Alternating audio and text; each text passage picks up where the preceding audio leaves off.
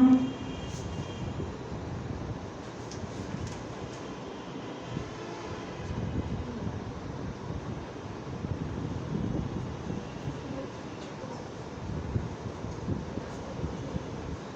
ক্লাসে আমরা কি পড়াইছি? ব্লাড, তাই না? তার আগের ক্লাস তো ম্যাডাম আসেন না, সেজন্য পড়া ধরি নাই। তার আগে ক্লাসে আসেনি, তার আগে ক্লাসে আসেনি। দুই ক্লাস পড়াই ধরে নাই আমাদের, তোমার জন্য ওই করতেছি। দুই ক্লাস পড়াই ধরি নাই। আপু যে শুরু হবে। আজকে পড়া ধরবো, তার আগে আমরা একটু পড়িয়ে নিই আগে, ঠিক আছে? তাহলে আমাদের গত ক্লাসে কোশ্চেনটা ছিল কি, ব্লাড কাকে বলে, ব্লাডের কেমিক্যাল কম্পোজিশনটা কি, তাই না? আরেকটা হচ্ছে কি, ব্লাডের ফিজিক্যাল প্রপার্টিজ কি, আর ব্লাডের ফাংশন কি। শিখে আসছেন? শিখে আসছেন? Very good. ফাংশন কি হয়েছে? পড়াইছে তো না, পড়াইছি না? পোস্টে বলেছিল আর কি। প্রথমেই তো ফাংশন পড়ালাম, ব্লাড শুরু করছি ফাংশন দিয়ে, তাই না? আমরা যখন ব্লাড পড়ানো শুরু করছি, ফার্স্টে কিন্তু ব্লাডের কাজগুলো আগে বলছি, যে ব্লাড আমাদের জন্য কেন ইম্পর্টেন্ট। ওকে, আজকে আমরা পড়বো একটা কোশ্চেন। কোশ্চেন লিখো। লেখেন, ডিফাইন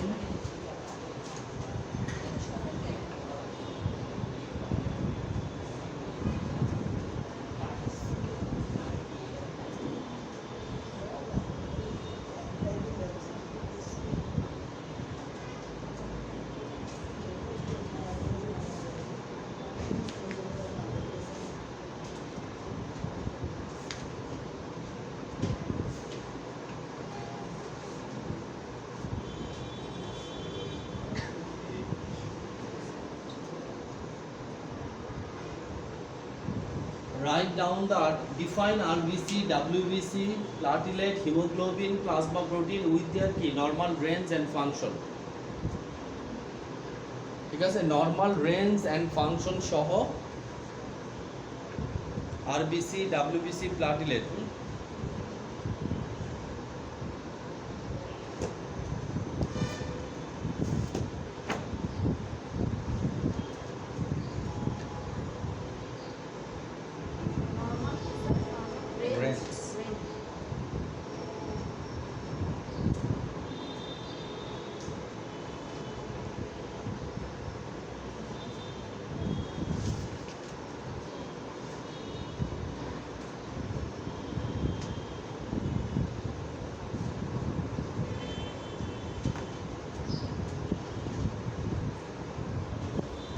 ক্লিয়ার? প্রশ্নটা 2 নম্বরটা লেখেন।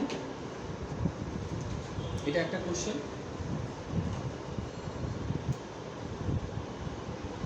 কোশ্চেন নাম্বার 2,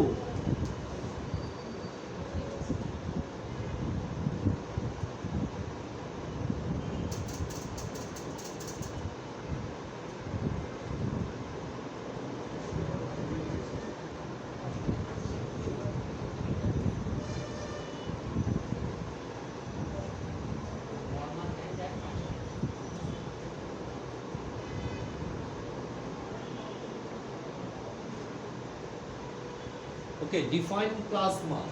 হ্যাঁ, প্লাজমা কাকে বলে? Right down the difference between plasma and serum. Plasma and সিরামের মধ্যে পার্থক্য কি?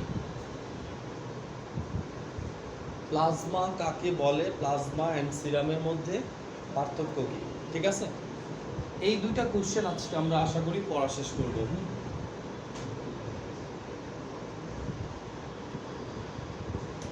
ওকে, তাহলে আমরা 2 নাম্বার থেকে শুরু করি। প্লাজমা কাকে বলে বলেন ম্যাডাম? প্লাজমা কেন বলছে স্যার?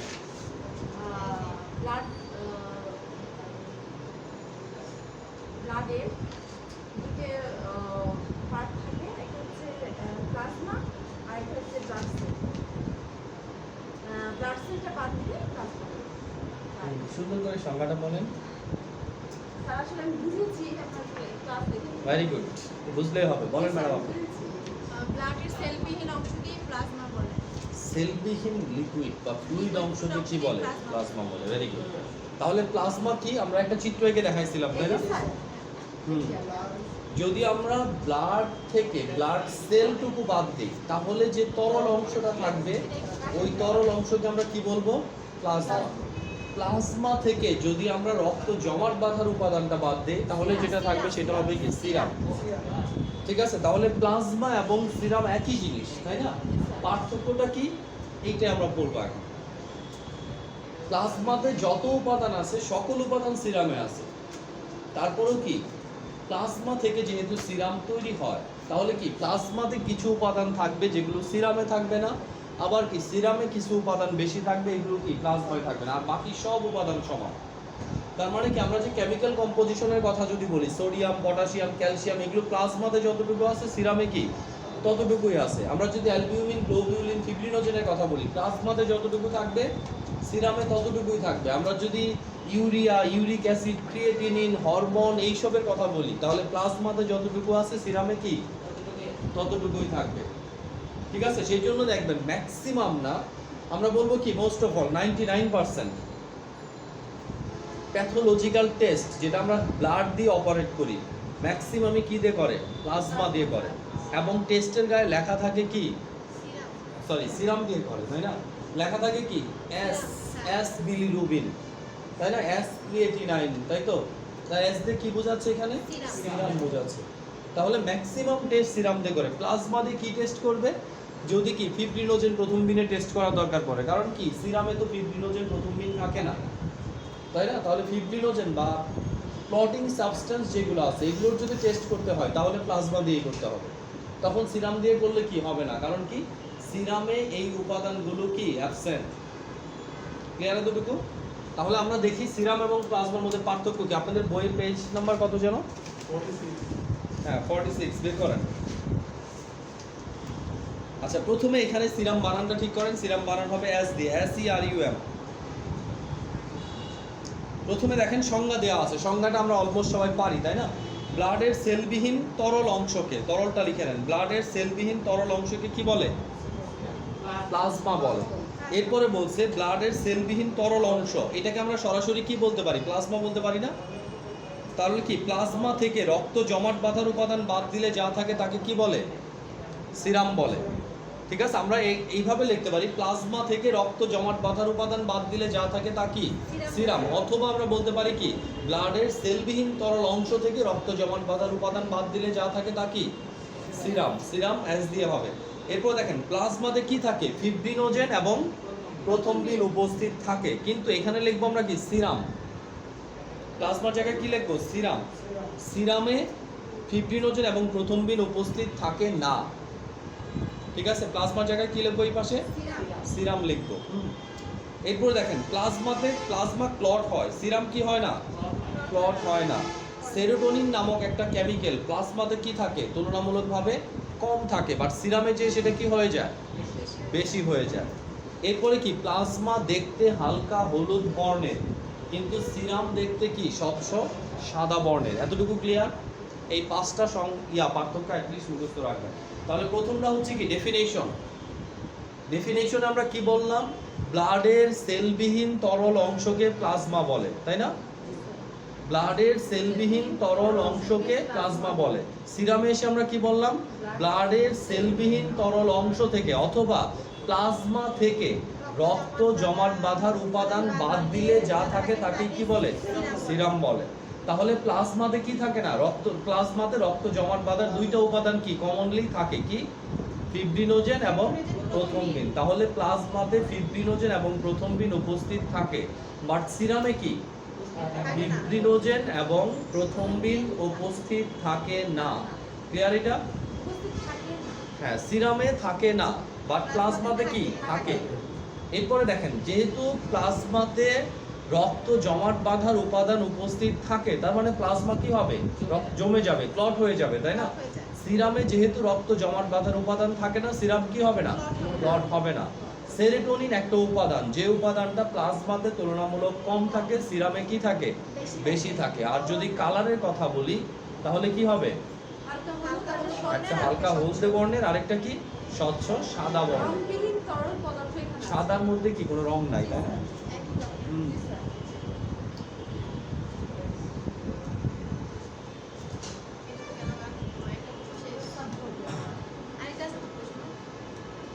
কি শেষ আজকের পড়া না?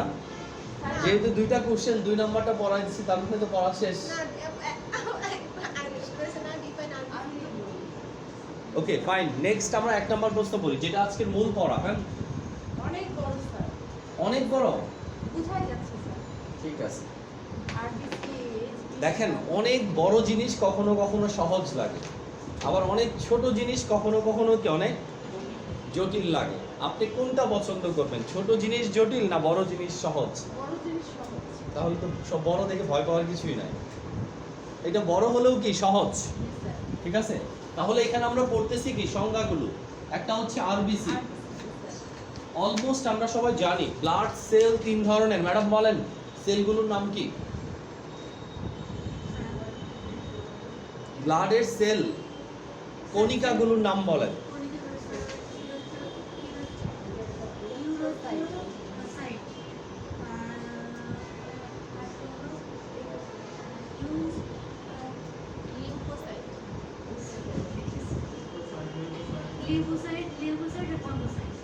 ম্যাডাম বলেন লিউকোসাইট কত ধরনের?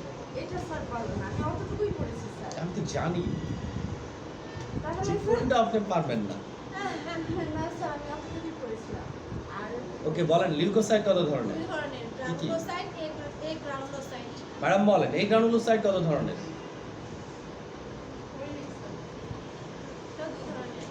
লাস্ট 3 থেকে 4টা ক্লাস আপনি খুবই অমনোযোগী হয়ে যাচ্ছেন।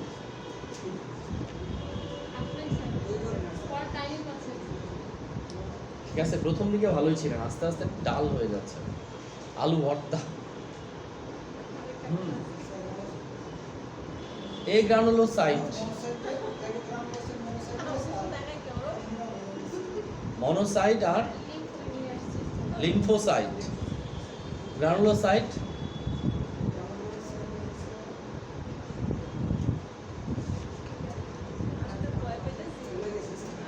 গ্রানুলোসাইট ভুলে গেছি, গ্রানুলোসাইট তো 3টা ভুলে গেছি, নামে একটাও নাই।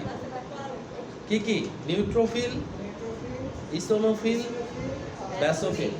আপনি বলেন what are the plasma protein? কি কি?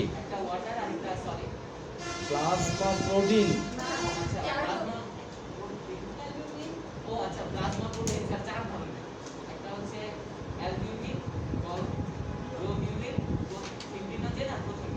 Very good. আপনি বলেন স্যার এনপিএন গুলোর নাম, নন প্রোটিন নাইট্রোজেনাস সাবস্টেন্স। বসেন, বসে বসে বলেন। হ্যাঁ, urea, uric acid, ammonia, amino acid, ঠিক আছে। এরপরে বলেন তো ব্লাডের কাজ বলেন, আরবিসির কাজ কি? বসেন না, বসে বসে বলেন। আরবিসির কাজ কি? আমি যখন বসে থাকবো তখন আপনি দাঁড়াবেন, আর আমি যখন দাঁড়ায় দাঁড়ায় জিজ্ঞেস করবো তখন আপনি বসবেন। বলেন আরবিসির কাজ কি? ইরেক্ট্রোসাইটের কাজ কি?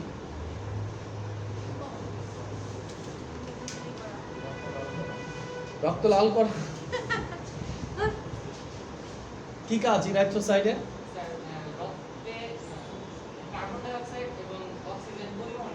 পরিবহন করা। আপনি বলেন ডাব্লিউবিসির কাজ কি? খালেদা বলেন ডাব্লিউবিসির কাজ কি?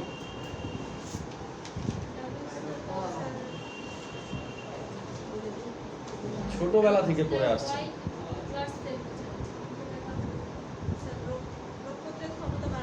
রোগ প্রতিরোধ ক্ষমতা বৃদ্ধি করা, এটা আমরা একদম পিচ্চি কাল থেকে পড়ে আসছি, তাই না? যখন আমরা রক্ত পড়ছি ক্লাস 6, 7, 8 এর বিজ্ঞান বইগুলো দেখেন, রক্ত অনেক আছে। ওই বইয়ে যে রক্ত আছে এই রক্তটাও যদি জানতেন তাহলে এখানে আর পড়াই লাগতো না। ম্যাডাম আপনি বলেন স্যার আমাকে একটু কম ধরেন স্যার। প্লাটিলেটের কাজ কি? পারবো না। এই কাজগুলো তো খুব একটা পরিষ্কার করে বলেননি স্যার।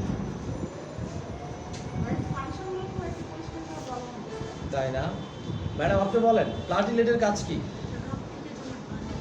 রক্ত জমাট বাঁধতে সাহায্য করা। এটা বলা লাগবে কেন? এটা তো আমরা প্রথমে একদম বলে দিছি, তাই না?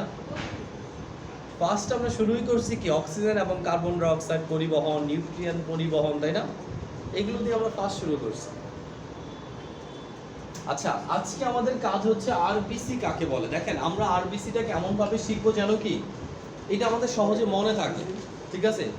আমরা চেষ্টা করবো জটিলতাগুলোকে পরিবহন করা। প্রথম কথাটা কি, আরবিসি হচ্ছে একটা ব্লাড সেল, আরবিসি হচ্ছে ব্লাড সেল, তাই না। আরবিসি কি কাজ করে, অক্সিজেন এবং কার্বন ডাই অক্সাইড কি করে, পরিবহন করে, ঠিক আছে। কখন পরিবহন করে, যখন সে সার্কুলেশনের মধ্যে থাকে। তাহলে আমরা বলতে পারি কি, আরবিসি কাকে বলে, যে সকল রক্তকণিকা, সংজ্ঞাটা কি দিব, যে সকল রক্তকণিকা, আরবিসি একটা রক্তকণিকা, লিখতে হবে কেন, আছে না। হ্যাঁ, পেজ নাম্বার দেখেন কত, 44, ঠিক আছে। দেখেন বলছে যে সকল রক্তকণিকা রক্ত প্রবাহে উপস্থিত থেকে অক্সিজেন এবং কার্বন ডাই অক্সাইড পরিবহনে সাহায্য করে তাদেরকে কি বলা হয়, ইরাইথ্রোসাইট, আরবিসি বা লোহিত রক্তকণিকা। ক্লিয়ার। তাহলে কি, যে সকল রক্তকণিকা রক্ত প্রবাহের মধ্যে থেকে তাদের কাজ কি হবে, অক্সিজেন এবং কার্বন ডাই অক্সাইড পরিবহন করা, তাদেরকে আমরা কি বলবো, শুধু ইরাইথ্রোসাইট বলবো। স্যার যখন এই যে রক্তের স্যার কম্পোজিশন যখন লিখতে হচ্ছে স্যার আরবিসি যখন সাইড যখন মনে আসছে মানে সমস্যা আরবিসি হবে স্যার। আপনি ইরাইথ্রোসাইট শিখবেন, আরবিসি শিখবেন না, আরবিসির কথা ভুলে যান, ঠিক আছে। আরবিসি নামে কিছু আছে তো ভুলে যান, আপনাকে শিখতে হবে ইরাইথ্রোসাইট। ইরাইথ্রোসাইট আরবিসির নাম। দেখেন আপনি এখানে আসছেন, এখন আমি যদি আপনার নাম ভুলে যাই, আপনার সার্টিফিকেট কি, তখন ওই যে পরিবর্তন করতে হবে। আমি যেরকম আপনার সার্টিফিকেটে আপনার ডাক নাম লিখে দিলে আমাকে আবার সার্টিফিকেট চেঞ্জ করতে হবে, ঠিক তাই একই জিনিস, যে আপনি এটা যদি ভুলে যান আপনাকে আবারও শিখতে হবে। স্যার এই বানানটা ঠিক না এই বানানটা ঠিক? ERYTHRO, ERYTHROCYT, erythrocyte.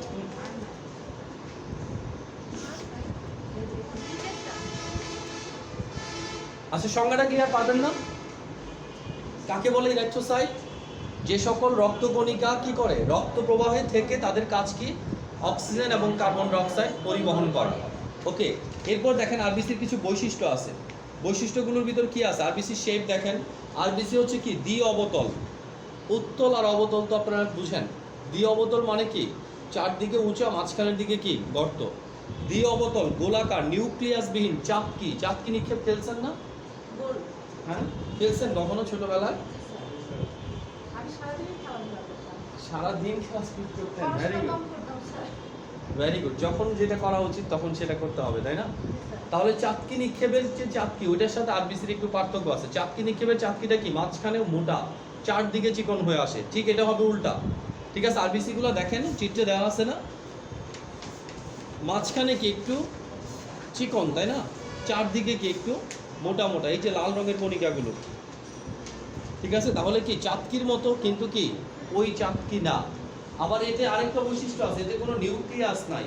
আরেকটা বৈশিষ্ট্য আছে, এটা কি গোলাকার। তাহলে এটা বুঝি না, মিল্ক ক্যান্ডির মতো দেখতে।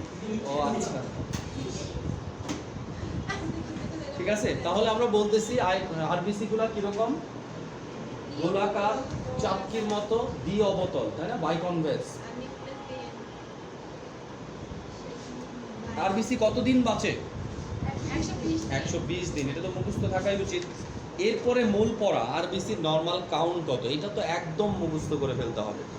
আরবিসি নর্মালি একজন মানুষের শরীরে কত থাকে, দেখেন যদি মেল হয় তাহলে মুখস্থ করবেন কি 4.5 থেকে 5.5।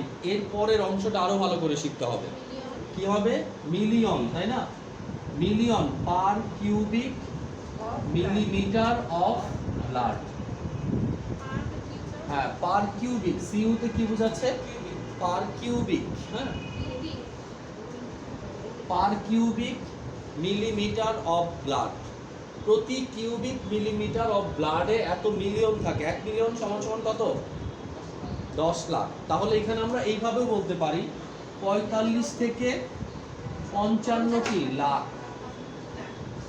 ঠিক আছে, এটাও বলতে পারি। বাট আমরা যদি সংক্ষেপে বলি তাহলে কি 4.5 থেকে 5.5 মিলিয়ন, তার মানে 45 থেকে 55 লক্ষ per cubic millimetre of blood কি থাকে এটাতে, আরবিসি থাকে পুরুষের জন্য।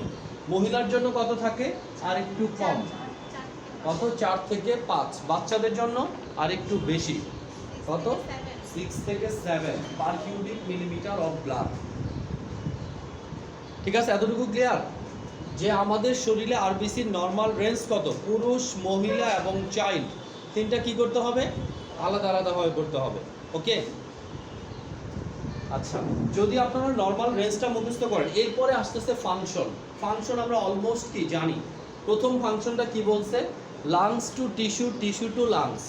তাহলে কি বলতেছে, লাংস থেকে টিস্যুতে, আবার কি টিস্যু থেকে লাংসে যথাক্রমে কি নেয়, অক্সিজেন এবং কার্বন ডাই অক্সাইড কি করে, পরিবহন করে। 2 নাম্বার দেখেন বলছে কি, রক্তের গ্রুপ নির্ণয়ক অ্যান্টিজেন হবে ANTI। প্রথমটুকু হ্যাঁ ANTI হবে, অ্যান্টিজেন।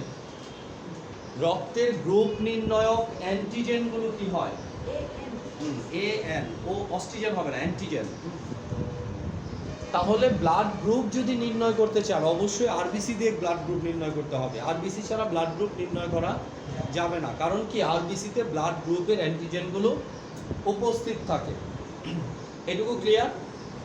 এরপরে কি, রক্তের ভিসকোসিটি নিয়ন্ত্রণ করে, মানে কি রক্তের যে চটচটে ভাব, হ্যাঁ এই চটচটে ভাবটা নিয়ন্ত্রণ করে কে, আরবিসি। তাহলে আরবিসির ফাংশন হিসেবে আমরা কি কি করলাম, 1 number lungs to tissue, tissue to lungs যথাক্রমে অক্সিজেন এবং কার্বন ডাই অক্সাইড পরিবহন করে। 2 নাম্বার রক্তের ব্লাড গ্রুপ নির্ণয়ের অ্যান্টিজেনগুলো বহন করে। 3 নাম্বার রক্তের ভিসকোসিটি নিয়ন্ত্রণ করে। এইটুকু পারবো না, তাহলে আরবিসি কাকে বলে, আরবিসি সাইজ অ্যান্ড শেপটা কি, আরবিসি কতদিন বাঁচে, আরবিসি নর্মাল রেঞ্জ কত, আরবিসির ফাংশন কি। ঠিক আছে, এটা গেল কি আরবিসি। নেক্সট ওয়ান আসবে কি আমাদের, হিমোগ্লোবিন। আরবিসির সবচেয়ে মূল উপাদান, সবচেয়ে বেসিক উপাদান কি, হিমোগ্লোবিন। হিমোগ্লোবিন ছাড়া আরবিসির আলটিমেট কি, মানে পারতপক্ষে কোনো কাজই নেই। কারণ আমরা এতক্ষণ যে কথাটা বললাম যে আরবিসি কি করে, অক্সিজেন এবং কার্বন ডাই অক্সাইড পরিবহন করে। এই অক্সিজেন এবং কার্বন ডাই অক্সাইডের মধ্যে মূল কাজটা কে করে, পরিবহনটা হিমোগ্লোবিন করে। হিমোগ্লোবিনই কি করে, আরবিসির মধ্যে উপস্থিত থেকে অক্সিজেন এবং কার্বন ডাই অক্সাইড পরিবহন করে। যেহেতু সে আরবিসিতে আছে, দেখে কি মনে হয় যে আরবিসি পরিবহন করতেছে। তাহলে হিমোগ্লোবিনটা কি, কোনো ব্লাড সেল না, তাই না? হিমোগ্লোবিন কি ব্লাড সেল? ব্লাড সেল না, এটা কি ব্লাড সেলের একটা অংশ, বাট খুবই ইম্পর্টেন্ট একটা অংশ। ঠিক আছে, তাহলে আমরা হিমোগ্লোবিনের সংজ্ঞা পড়ি। হিমোগ্লোবিনটা হচ্ছে কি একটি প্রোটিন। কি প্রোটিন? যুগল প্রোটিন। হ্যাঁ প্রোটিন। তাহলে হিমোগ্লোবিন একটা প্রোটিন, যুগল প্রোটিন, কনজুগেটেড প্রোটিন। ঠিক আছে, যে প্রোটিনটা রক্তের আরবিসিতে উপস্থিত থেকে কি করে, অক্সিজেন এবং কার্বন ডাই অক্সাইড পরিবহন করে। আচ্ছা, রক্তের আরবিসিতে, এখানে আরবিসিতে উল্লেখ করে দেন, রক্তের পরে আরবিসিতে হবে। হ্যাঁ, রক্তের আরবিসিতে উপস্থিত থেকে অক্সিজেন এবং কার্বন ডাই অক্সাইড পরিবহনে সাহায্য করে। তাহলে সহজভাবে কি বললো, হিমোগ্লোবিনটা হচ্ছে কি এক ধরনের কনজুগেটেড বা যুগল প্রোটিন। তাহলে এটা একটা প্রোটিন, তাই না? তবে এই প্রোটিনটা ব্লাডের প্লাজমাতে থাকে না, কোথায় থাকে, আরবিসিতে থাকে। তার কাজ কি, অক্সিজেন এবং কার্বন ডাই অক্সাইড পরিবহন করা। ক্লিয়ার? হিমোগ্লোবিন কাকে বলে বলেন দেখি মাদি? এক ধরনের প্রোটিন, যুগল প্রোটিন, যারা আরবিসিতে উপস্থিত থেকে অক্সিজেন এবং কার্বন ডাই অক্সাইড পরিবহনে সাহায্য করে। ঠিক আছে স্যার, আপনারা একদম ফার্স্ট বেঞ্চে বসবেন নেক্সট ক্লাস থেকে। একদম আল্লাহর 30টা দিন এসে ওইখানে বসতে হবে, একদম ফার্স্ট বেঞ্চে বসবেন। আপনাদের জন্য জায়গাটা নির্ধারিত করে দিলাম। ঠিক আছে, প্রতিদিন এসে ফার্স্ট বেঞ্চে বসবেন।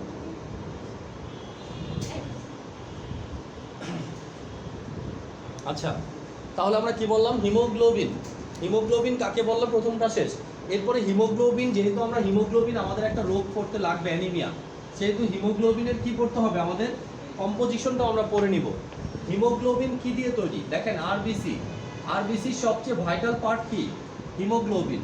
হিমোগ্লোবিনের সবচেয়ে ভাইটাল পার্ট হচ্ছে দুইটা, একটা হচ্ছে কি হিম, আরেকটা হচ্ছে কি গ্লোবিন। হ্যাঁ, এই গ্লোবিন তৈরি হয় কি দিয়ে, অ্যামাইনো অ্যাসিড।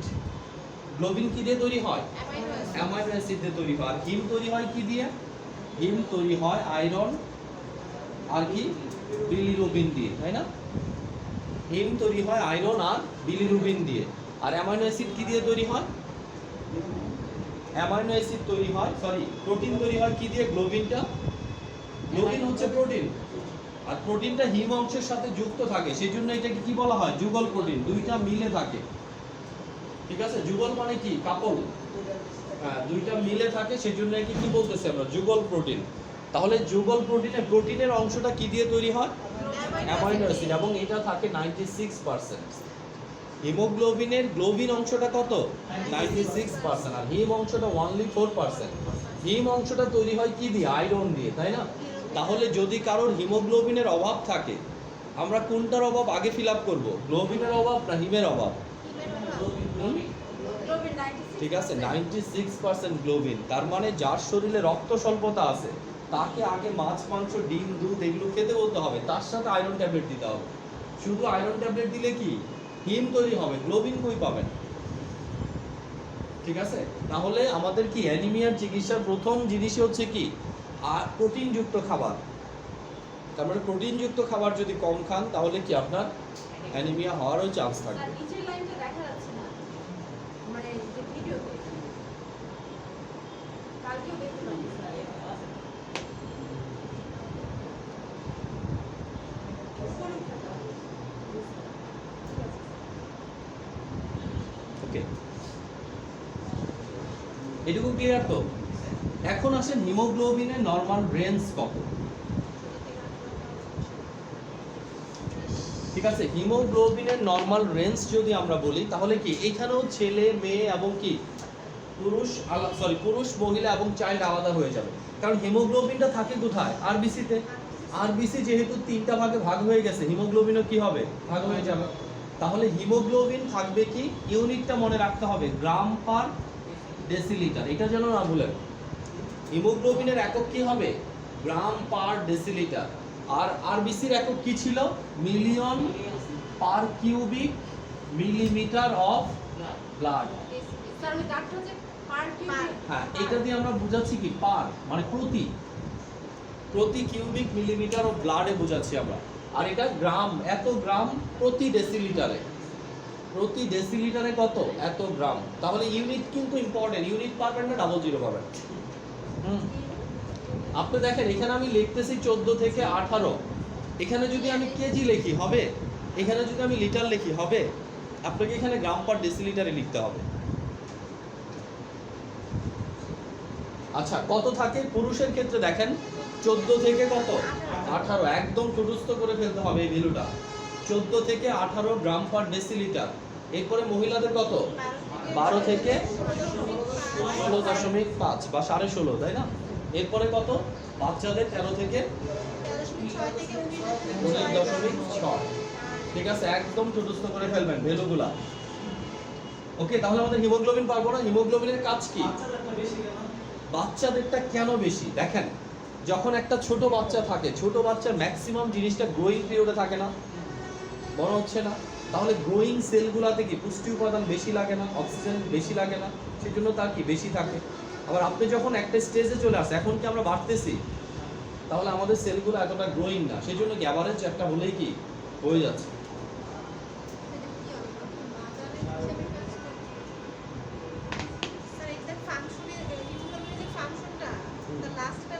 হ্যাঁ, আমরা করতেছি। ওকে, প্রথম ফাংশনটা আমরা কি? আরবিসির যে ফাংশন সেটাই, তাই তো? আরবিসির ফাংশন কি ছিল? Lungs to tissue, tissue to lungs, oxygen carbon dioxide কি পরিবহন করে। 2 নম্বর ফাংশন কি দেওয়া আছে? আয়রন এবং কি প্রোটিন ধরে রাখে, সংরক্ষণ করে, স্টোর হাউস। তাই করতেছে না? আয়রন ধরে রাখতেছে, প্রোটিন কি গ্লোবিন ধরে রাখতেছে, স্টোর হাউস। এরপর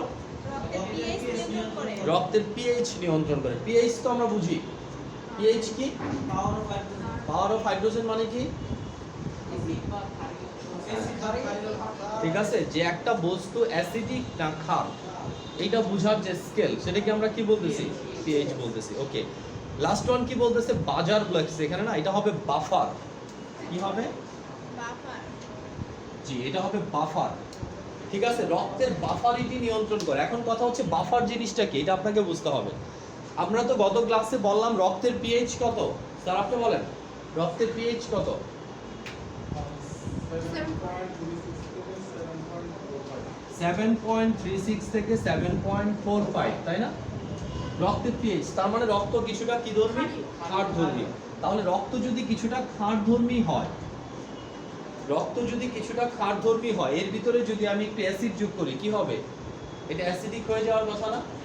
কিন্তু বাফার সলিউশন কাকে বলে? আমি কেন বলতেছি রক্তের একটা বাফার সলিউশন, ব্লাড একটা বাফার সলিউশন, কেন বলতেছি? কারণ বাফার সলিউশন হচ্ছে এমন একটা সলিউশন, এটা যদি বাফার সলিউশন হয়, এই সলিউশনের পিএইচ যদি কত থাকে, ধরেন পিএইচ আছে 4 বা 8, পিএইচ কত আছে? 8। তাহলে এটা যদি বাফার সলিউশন হয়, এই সলিউশনের মধ্যে যদি আমি সামান্য ক্ষার যোগ করি, রক্তের পিএইচ কি হবে না? বাড়বে না। বা এই সলিউশনের পিএইচ কি হবে না? বাড়বে না। আবার আমি যদি এর ভিতরে সামান্য অ্যাসিড যোগ করি, তাহলে কি হবে না? পিএইচ কমবে না। তাহলে বাফার সলিউশন হচ্ছে এমন একটা সলিউশন, যে সলিউশনে সামান্য অ্যাসিড বা ক্ষার যোগ করলে কি হয় না? ওই সলিউশনের পিএইচ চেঞ্জ হয় না। তাহলে আমাদের রক্ত হচ্ছে বাফার সলিউশন। কিসের জন্য? রক্তের মধ্যে সামান্য অ্যাসিড বা ক্ষার যোগ করলে কি হয় না? রক্তের পিএইচ যেটা আছে সেটাই কি মেইনটেইন থাকে। ওকে, কেন চেঞ্জ হয় না স্যার? চেঞ্জ হলে যে ঝামেলা, কারণ রক্তের স্বাভাবিক পরিবেশ নষ্ট হয়ে যাবে, তাই না? স্বাভাবিক পরিবেশ নষ্ট হয়ে গেলে আপনার অর্গানগুলো ঠিকমতো কাজ করতে পারবে, তখন আপনি বিভিন্ন কি অর্গান ড্যামেজ রিলেটেড সমস্যায় পড়ে যাবেন। তাহলে রক্তের স্বাভাবিক কাজকর্মগুলো কি হয়ে যাবে? নষ্ট হয়ে যাবে। চিন্তা করেন আমাদের পরিবেশটার কথা ভাবেন, আজকে যদি প্রচণ্ড ঝড় বৃষ্টি হতো, তাহলে কিন্তু আপনার আসার সম্ভাবনা কি অনেক কমে যেত। আজকে যদি প্রচণ্ড রোদ হতো, একই বিষয়। নাতিশীতোষ্ণ, আজকে যদি হরতাল হতো, স্বাভাবিক পরিবেশ নষ্ট হয়ে যাচ্ছে না? এইগুলা রক্তের যে পিএইচ আছে, এটা রক্তের জন্য ফিক্সড। এই পিএইচই রক্ত কি সঠিকভাবে কাজ করতে পারে। তাহলে পিএইচ কমানো যাবে না, বাফার সলিউশন হিসেবে কাজ করবে। এই বাফারিটিটা মেনটেন করতে সাহায্য করবে কে? হিমোগ্লোবিন। ঠিক আছে? ওকে, যেমন ধরেন এই যে বাফারের বাংলা অর্থ তো বললাম, এমন একটা সলিউশন।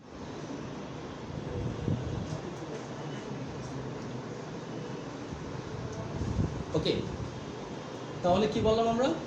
পুলিশের মূল কাজটা হচ্ছে কি? দেশের ইন্টারনাল আইন শৃঙ্খলা রক্ষা করা। বিডিআর এর কাজ কি? দেশকে শত্রুমুক্ত করা। তার আলটিমেট কাজ কি? মানে দেশের ভিতরে কোনো ফরেন পার্টিকেল বা শত্রু ঢুকলে সেটার কি মোকাবেলা করা, তাই না? সাধারণ মানুষের নিরাপত্তা নিশ্চিত করা। ঠিক আমাদের ডাব্লিউবিসির কাজও এরকম। তারা কি পুলিশ, আর্মি, র্যাব, বিডিআর সব হিসেবে কাজ করে।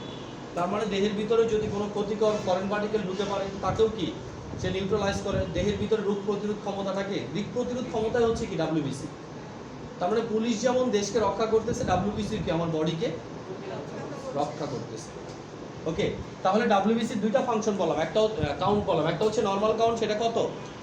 4000 থেকে 11000। এখন কথা হচ্ছে যদি ডাব্লিউবিসি 8000 থাকে, তাহলে কি নর্মাল না?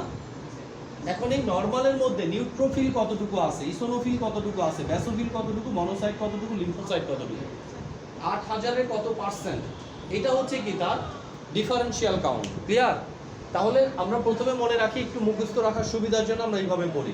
1 নম্বর, নিউট্রোফিল আমাদের কত থাকে? 40 থেকে 70%। এটা লিখে রাখেন, কত থাকে? 40 থেকে 70%। হ্যাঁ, 40 করে ফেলেন। 40 থেকে 70%, এটুকু পারবেন না মনে রাখতে? দেখেন, নিউট্রোফিলের পরে সবচেয়ে বেশি থাকে কি? লিম্ফোসাইট। কি থাকে? লিম্ফোসাইট। কত থাকে? 20 থেকে 40%।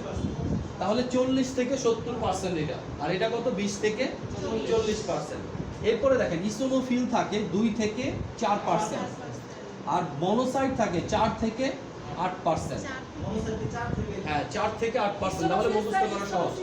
ইসোনোফিল 2 থেকে 4%, 2 থেকে 4%, আর মনোসাইট আছে কত? 4 থেকে 8%। ওকে, 4 থেকে লেখেন, 4 থেকে 8%। নেক্সট ওয়ান, ব্যাসোফিল 0 থেকে 1%। তাহলে মনে রাখার জন্য প্রথমে সবচেয়ে বড় বড় দুইটার নাম কি? নিউট্রোফিল এবং কি? লিম্ফোসাইট। নিউট্রোফিল থাকে 40 থেকে 70, লিম্ফোসাইট থাকে 20 থেকে 40। আর ইসোনোফিল আর মনোসাইট, এই দুইটার কথা মনে রাখবেন। ইসোনোফিল থাকে 2 থেকে 4, মনোসাইট থাকে 4 থেকে 8। ব্যাসোফিল সবসময় 0 থাকে, সর্বোচ্চ 1। কত? 0 থেকে 1%। তাহলে এই পার্সেন্টে ভাগ করলে যার যার মধ্যে যতটুকু পড়ে, আমরা সংখ্যা মুখস্থ করবো না, আমরা শুধু কি পার্সেন্ট মুখস্থ করবো, কারণ সংখ্যা আলাদা হয়ে যেতে পারে না। আমার আছে কত? 8000, আরেকজনের আছে হয়তো 10000। তাহলে 10000-এর পার্সেন্টেজ কি চেঞ্জ হয়ে যাবে না? ঠিক আছে, আমরা শুধু পার্সেন্টেজটা মনে রাখি, কতটুকু পার্সেন্ট থাকে। ওকে, এরপরে ডাব্লিউবিসির কাজ কতদিন বাঁচে ডাব্লিউবিসি? কয়েক ঘন্টা থেকে কত, কয়েক ঘন্টা থেকে কয়েক দিন বাঁচে। few hours of it. Hmm. ওকে,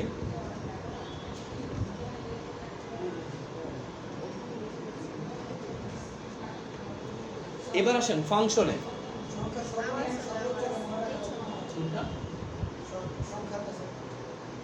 বুঝি না কোনটা?